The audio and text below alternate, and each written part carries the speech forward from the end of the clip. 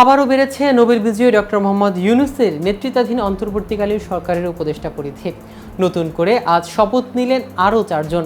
বঙ্গভবনে বিকেল 4:10 শপথ অনুষ্ঠিত হয়। এর আগে প্রধান উপদেষ্টা সহ 17 জন শপথ নিয়ে বিভিন্ন মন্ত্রণালয় ও বিভাগ সামলাচ্ছেন। সেই সংখ্যা এখন গিয়ে দাঁড়াচ্ছে 21-এ। কিন্তু কোন 4 জন উপদেষ্টা শপথ নিলেন আজ?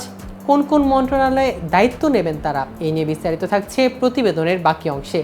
কেটিভি নিউজ 24 চ্যানেল থেকে আপনাদের স্বাগত জানাচ্ছি আমি মাহমুদ রহমান সিয়াম।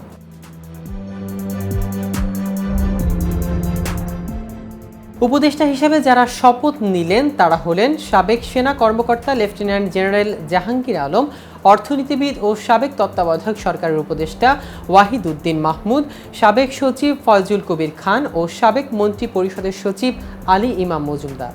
গত 5 আগস্ট ছাত্র জনতার তীব্র গণ আন্দোলনের মুখে প্রধানমন্ত্রীর পদ থেকে পদত্যাগ করে দেশ ছাড়েন আওয়ামী লীগের সভাপতি শেখ হাসিনা। এর মাধ্যমে তার 15.5 বছরের শাসন অবসান হয়। শেখ হাসিনার সরকার পতনের পর অন্তর্বর্তী সরকারের প্রধান হিসেবে দায়িত্ব নেন নোবেল বিজয়ী ডক্টর মোহাম্মদ ইউনূস। গত 8 আগস্ট প্রধান উপদেষ্টা ডক্টর ইউনূস সহ 14 জন উপদেষ্টা রাষ্ট্রপতির কাছে শপথ নেন। তবে সেদিন ঢাকায় না থাকায় 3 জন উপদেষ্টা শপথ নিতে পারেননি। তারা পরে শপথ নিয়ে দায়িত্ব পালন শুরু করেন। অন্তর্বর্তী সরকারের উপদেষ্টা হিসাবে এরই মধ্যে শপথ নিয়েছেন বাংলাদেশ ব্যাংকের সাবেক গভর্নর সালেহ উদ্দিন আহমেদ, ঢাকা বিশ্ববিদ্যালয়ের অধ্যাপক ডক্টর আসিফ নজরুল, মানবাধিকার কর্মী আদিলুর রহমান খান, সাবেক পররাষ্ট্র সচিব তৌহিদ হোসেন, পরিবেশ কর্মী ও আইনজীবী সৈয়দা রেজওয়ানা হাসান এবং সাবেক নির্বাচন কমিশনার অবসরপ্রাপ্ত brigadier general M Shakhawat Hossain.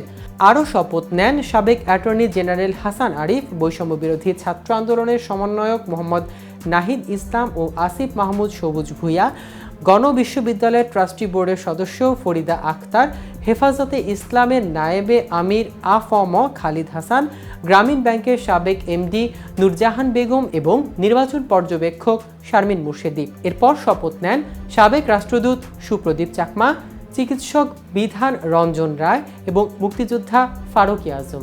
নতুন করে 4 জন যুক্ত হলে এই সরকারের উপদেষ্টার সংখ্যা হবে 21 জন। এর আগে শপথ নেওয়া উপদেষ্টা এরই মধ্যে বিভিন্ন মন্ত্রণালয়ে কাজ শুরু করেছেন। প্রসঙ্গত, কোটা সংস্কার আন্দোলনকে ঘিরে ছাত্র জনতার অভ্যুত্থানের মুখে গেল 5 আগস্ট পদত্যাগ করেন প্রধানমন্ত্রী শেখ হাসিনা। তিনি এখন ভারতে আশ্রয় নিয়েছেন। এর মধ্য দিয়ে টানা 15 বছরের শাসনকালের অবসান হয়। এই দীর্ঘ সময় তার বিরুদ্ধে মানবাধিকার লঙ্ঘনের অভিযোগ ছিল। সরকার পতনের আগে সপ্তাহব্যাপী চলা সংঘর্ষ সংঘাতে ছাত্র শিক্ষক সহ নানা শ্রেণী পেশার কয়েকশো মানুষের প্রাণ হারায়।